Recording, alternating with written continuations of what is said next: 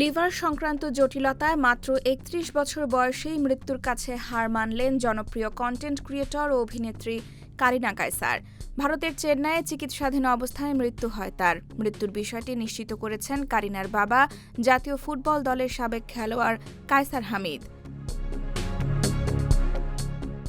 শুক্রবার দিবাগত রাতে কায়সার হামিদ বলেন, ফুসফুসে অ্যান্টিবায়োটিক দেওয়ার সময় হঠাৎ ওর প্রেশার অনেক নিচে নেমে যায়। এরপর ডাক্তাররা সর্বোচ্চ চেষ্টা করেছেন, কিন্তু শেষ পর্যন্ত ওকে আর বাঁচানো গেল না। লিভার সংক্রান্ত জটিলতায় কয়েকদিন ধরে সংকটাপন্ন ছিলেন কারিনা। প্রথমে রাজধানীর একটি বেসরকারি হাসপাতালে লাইফ সাপোর্টে রাখা হয় তাকে। পরে উন্নত চিকিৎসার জন্য গত সোমবার রাতে এয়ার অ্যাম্বুলেন্সে ভারতের চেন্নাই নেওয়া হয়।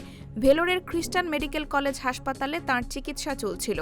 চিকিৎসকেরা প্রথমে তাঁর ফুসফুসে চিকিৎসা শুরু করেছিলেন, এরপর লিভার ট্রান্সপ্লান্টের প্রস্তুতিও চলছিল।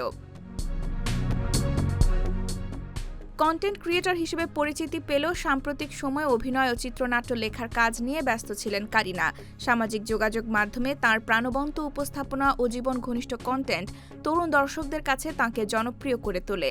পরে ওটিটি ও নাটকের জগতেও ধীরে ধীরে নিজের জায়গা তৈরি করেন তিনি। অভিনয়ের পাশাপাশি চিত্রনাট্যকার হিসেবেও কাজ করেছেন।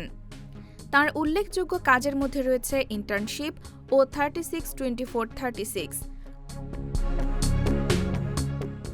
কারিনার মৃত্যুর খবর ছড়িয়ে পড়ার পর সামাজিক যোগাযোগ মাধ্যমে শোক প্রকাশ করেছেন সহকর্মী, নির্মাতা ও ভক্তরা। IBTV USA, new York.